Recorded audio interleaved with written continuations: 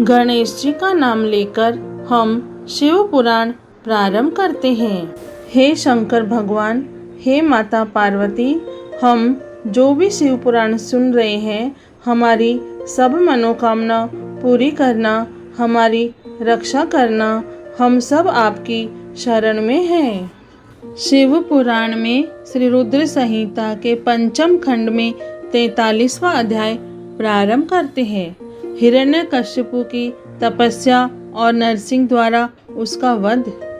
सनत कुमार जी बोले, हे व्यास जी, वाराह रूपधारी श्री हरि विष्णु द्वारा अपने भाई हिरण्याक्ष का संहार किए जाने से हिरण्यकश्यपु बहुत दुखी और क्रोधित तो था ही, अतः उसने अपनी असुर सेना को देवता का संहार करने की आज्ञा दी तथा अपनी विष्णु भक्त प्रजा को भी दंड देने के लिए कहा।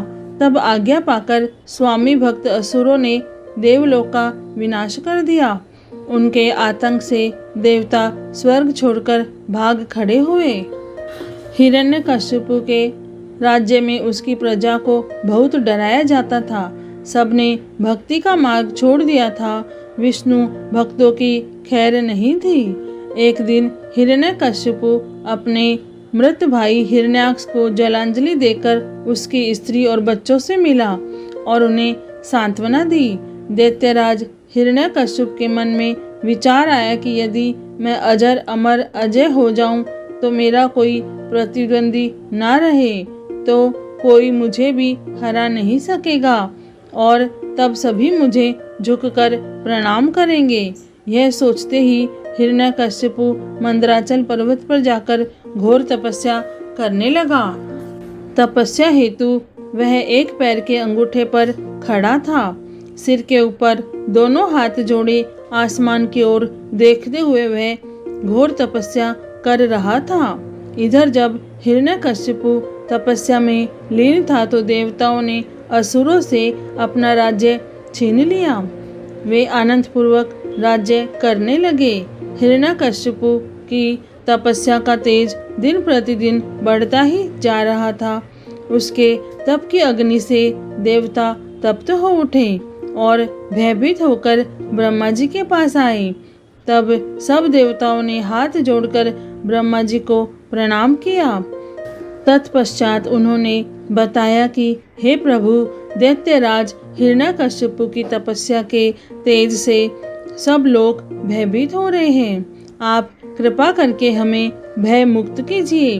सब देवताओं की प्रार्थना सुनकर ब्रह्मा जी हिरण्यकश्यपु को वर देने के लिए उस स्थान पर गए जहाँ वह तपस्या कर रहा था। वहाँ जाकर उन्होंने हिरण्यकश्यपु से कहा, वत्स, मैं तुम्हारी तपस्या से बहुत प्रसन्न हूँ। तुम जो चाहो मांग सकते हो। मैं तुम्हारी मनोकामना अवश्य पूरी करूँगा।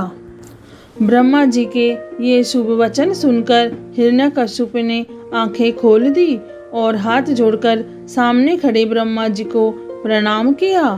तत्पश्चात वह बोला, हे प्रजापति, हे पितामह, मैं चाहता हूँ कि मुझे कभी भी मृत्यु का भय न हो। मैं किसी अस्त्र शस्त्र पाश वज्र सूखे पेड़ पर्वत जल अग्नि से ना मरूं। देवता दैत्य मुनि सिद्धवर अथवा सृष्टि की कोई भी रचना मेरा वध न कर सके। दिन रात स्वर्ग नरक पृथ्वी पाताल अंदर बाहर कहीं भी किसी भी समय मेरी मृत्यु न हो सके। ब्रह्मा जी ने प्रसन्न होते हुए तथास्तु कह दिया। तुम्हें तुम्हारे अभिष्ट फलों की अवश्य प्राप्ति होगी। जो वरदान तुमने मांगा है वह अवश्य फलीभूत होगा। तुमने 96,000 वर्षों तक तपस्या करके मुझे प्रसन्न किया है। अब तुम सुखपूर्वक राज्य करो। अपना इच्छित वरदान प्राप्त करके दैत्यराज हिरण्यकश्यपु बहुत प्रसन्न हुआ और हाथ जोड़कर ब्रह्मा जी की स्तुति करने लगा। तत्पश्चात ब्रह्मा जी अंतर्ध्यान हो गए। हिरण्यकश्यपु अपने घर वापस चला गया। वहां पहुंचकर उसके मन में यह विचार आया कि अब मैं अमर हो गया हूँ। अब कोई भी मुझे नहीं मार सकता, इसलिए अब मुझे अपने राज्य का विस्तार करना चाहिए। यह विचार मन में आते ही उसने तीनों लोकों पर अपना अधिकार स्थापित करने का निर्णय किया। उसने देवताओं से भयंकर संग्राम किया और उन्हें हराकर उनके राज्य पर अधिकार कर लिया। देवता अपने प्राणों की रक्षा हेतु वहां से भाग खड़े हुए और भगवान श्री हरि विष्णु के पास गए। भगवान श्री हरि के पास पहुंचकर देवताओं ने उन्हें अपनी व्यथा सुनाई और उनसे अपनी पीड़ा और कष्टों को दूर करने की प्रार्थना की। जब विष्णु भगवान ने उन्हें आश्वासन दिया कि वे स्वयं हिरण्यकश्यप का वध करके उन्हें उसके अत्याचारों से मुक्ति दिलाएंगे। भगवान विष्णु के आश्वासन पर देवता उन्हें धन्यवाद देकर वैकुंठ लोक से वापस आ गए। वे अपनी रक्षा के लिए अलग अलग जगहों पर निवास करने लगे। उधर श्री हरि विष्णु ने देवताओं को उनके कष्टों से मुक्ति दिलाने हेतु दैत्यराज हिरण्यकश्यप का संहार करने का निश्चय किया, परंतु ब्रह्मा जी द्वारा दिए गए वरदान को भी उन्हें पूरा करना था। तब विष्णु जी ने ऐसा रूप धारण किया जो आधा मनुष्य के जैसा था, आधा शेर जैसा था। ऐसा अत्यंत भयानक रूप धारण कर विष्णु जी अग्नि के समान प्रलयंकारी नजर आ रहे थे। नरसिंह के रूप में श्रीहरि ने दैत्यराज हिरण्यकश्यप की नगरी में प्रवेश किया। उस समय सूर्यास्त का समय हो रहा था। उनका यह अनोखा भयानक रूप देखकर दैत्य सेना के वीर उन पर टूट पड़े और उनसे युद्ध करने लगे। पल भर में उन्होंने सब दैत्यों को मार गिराया, राजमहल की ओर चल दिए। तभी विष्णु जी के परम भक्त और दैत्यराज हिरण्यकश्यप के पुत्र प्रहलाद की दृष्टि नरसिंह भगवान पर पड़ी।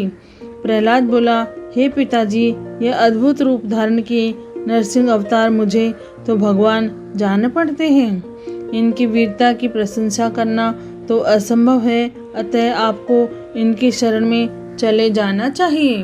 अपने पुत्र की इन बातों को सुनकर दैत्यराज हिरण्यकश्यप को बहुत क्रोध आ गया। वह बोला, पुत्र, तुम बिना ही कारण भयभीत हो रहे हो। तुम दैत्यों के अधिपति के पुत्र हो, तुम्हें इस प्रकार कायरता की भरी बातें कदापि नहीं करनी चाहिए। यह कहकर हिरण्यकश्यप ने अपने सैनिकों को आदेश दिया कि शीघ्र जाकर विचित्र आकृति वाले उस जीव को बंदी बनाकर ले आओ। अपने स्वामी दैत्यराज हिरण्यकश्यप की आज्ञा पाकर उनके वीर दैत्यगण नरसिंह भगवान को पकड़ने के लिए दौड़े, परंतु उनके समीप जाते ही वे भस्म हो गए।